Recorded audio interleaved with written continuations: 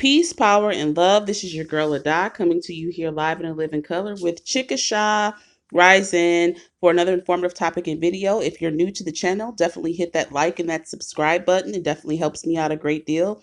Without further ado, I want to furthermore jump right on into this particular segment that I'm going to be talking about. I'm going to be talking about this priest out of Pearl River, Louisiana, getting busted having a sex orgy on a altar in Louisiana. Now, the name of these culprits is Mindy Dixon, Melissa Chang, Travis Clark. Now, they were busted. And I'm going to go ahead and play a clip here so you guys can see exactly what went down. And I'm going to come forth and talk about things with you in the form of some commentary and looking on it at the spiritual aspect, what this means, what they've done, and what they've always been doing. Let's take a look at this particular clip, and then I'll be right But first back. tonight, some breaking news in our Losing Faith Eyewitness investigation. David Hammer and our partners at the Times-Picayune have shocking new information about a priest arrested for obscenity in Pearl River last week. There's also a strongly worded letter from a Catholic school principal in Slidell openly criticizing the Archdiocese in a separate case. Here's David with that story, and we want to warn you that some of these allegations could be disturbing to some viewers. WWL-TV and our partners at the Times-Picayune New Orleans Advocate have reviewed extremely disturbing statements from Pearl River Police about why they arrested Father Travis Clark last Thursday. An arrest affidavit says a person walked by Saints Peter and Paul Church the night of September 30th and saw Father Clark with two women committing obscene acts on the altar, which is clearly visible from the street. Police allege the passerby observed and had video of two women having sex with Clark while he pulled up his priest outfit uniform and bent over the altar. Police then arrived to see two women in corsets and high-heeled boots by the altar with lights set up around them as if they were filming some type of an event. Clark and the two women were arrested that night and booked on obscenity charges. Clark was also the chaplain at Pope John Paul II High School, which has been rocked by yet another scandal involving Clark's predecessor, Father Patrick Watney. Pope John Paul II High School Principal Douglas Trish did not mince words in a letter to parents this week. Trish wrote the Archdiocese failed to inform him about serious violations by Watney. The Archdiocese asked Watney to resign from the school over the summer after seeing dozens of pages of texts he sent to a student in February and again in July. But the principal told parents he had only heard rumors about the violations and didn't receive legitimate information from a reliable source until Archbishop Greg Amond called him last Friday, the same day we reported on the texts.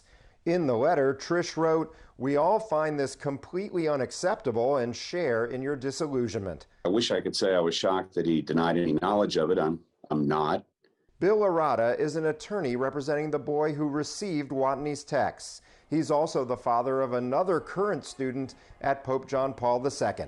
When you fail to communicate with the educators charged with educating our children, you place our children at risk. I'm very disappointed in the Archdiocese. I would have expected something more. In a separate letter to parents this week, Archbishop Amond explained he didn't inform school leaders about Watney's improper texts because they were considered a, quote, priest personnel matter. While it's difficult to believe that quite a few people weren't informed, that's their story. The Archbishop stripped Watney of his priestly duties last week when Watney admitted to sexually abusing a minor in a separate incident in 2013. David Hammer, Eyewitness What we have here is an actual occurrence that has gone on in the church for literally thousands of years. Let's just put that out there. We have here a situation where their time is up. The Catholic Church will be no more soon. The synagogue of Satan will be no more very soon. Their destruction is written. Their fall will be great. And in essence of that happening, they've become and are becoming more sloppy with what they do. because they're being exposed. 2020 is the year of the great reveal, y'all. I don't know how many times I have to say that. It's true. And we're going to see more and more of this stuff on a larger scale come out from what the Catholic Church partakes in. This is what they do. This is nothing new. They have just been caught, busted, red handed in what they were doing. Now, you have the Archbishop out of New Orleans come out and talked about the report and what happened. And, he's all playing dumb. You know, like, oh, I'm appalled. I am so appalled at what's happened.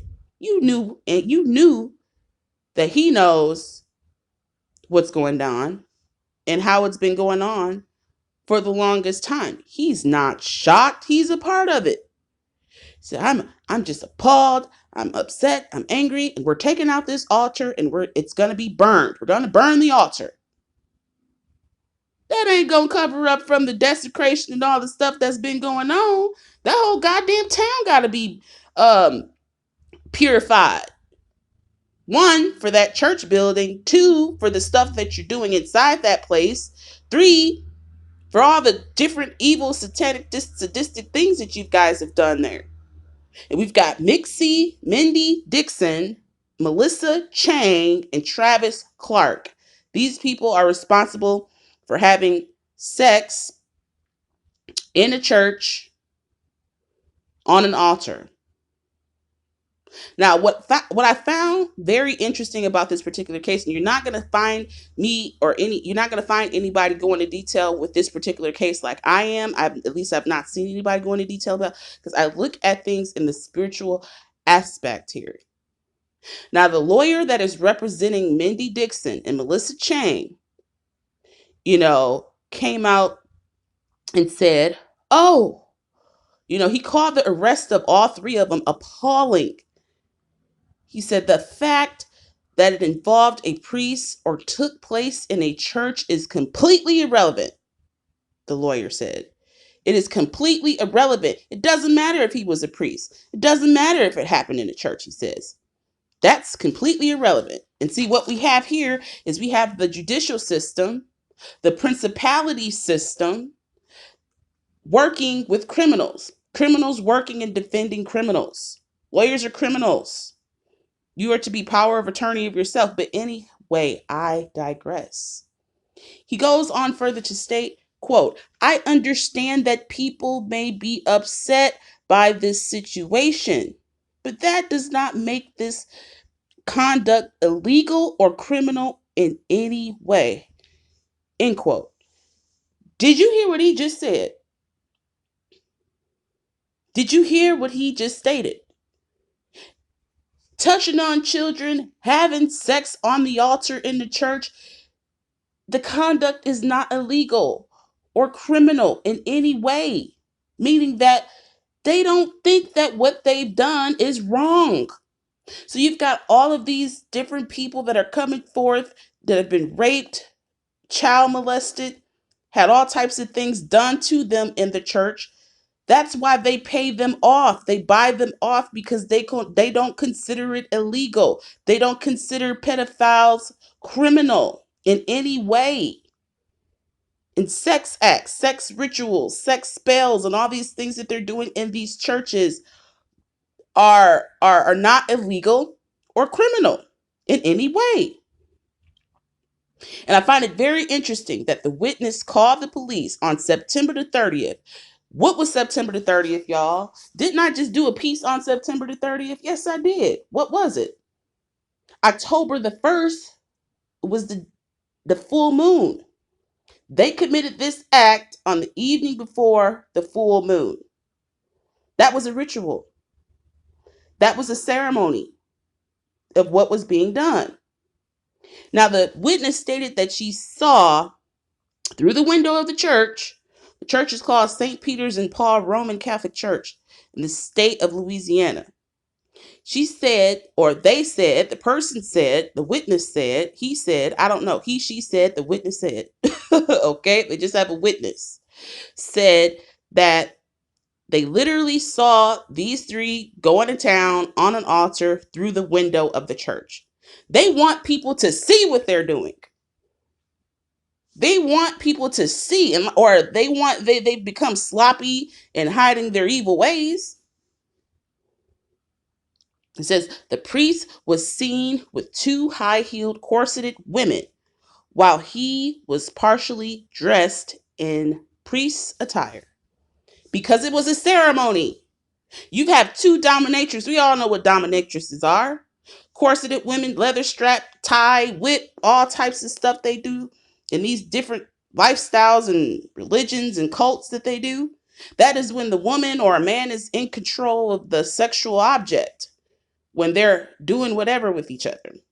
You have the submission part and you have the dominance part.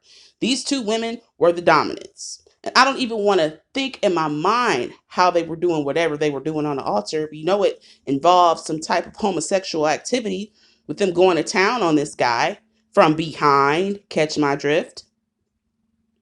Sick. Sick, sick, sick. And, all this stuff is going on. This is furthermore showing that the collapse of the church of Babylon, of the great harlot, is imminent. It is sure that it will fall. And brothers and sisters and people who come on this channel must wake up and understand that they've been had. They've been lied to a great deal. Everything that you have been taught in these cesspools of demonic activity churches is a lie. They're not telling you the truth. Come from under the spell.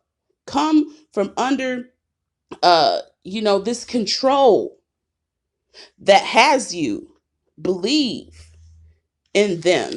And then, they do stuff like this and things worse, like sex trafficking, drugs, rape of young boys and young girls. This is what's going on. We just had another freaking case last week in Arkansas. A pastor getting high with his members, smoking meth with his members. Come out from these churches. I will not stop calling people out of these churches. Come out of these churches. It's not for you. Come out from among them. Be not partakers of the church's sins, of their sins, for their sins have reached the heavens. And their detestable practices and what they do, come out from among them. But let me know what you think about this particular case coming out of Louisiana, what you think. Please like, please subscribe, and let me know what you definitely think in the comments.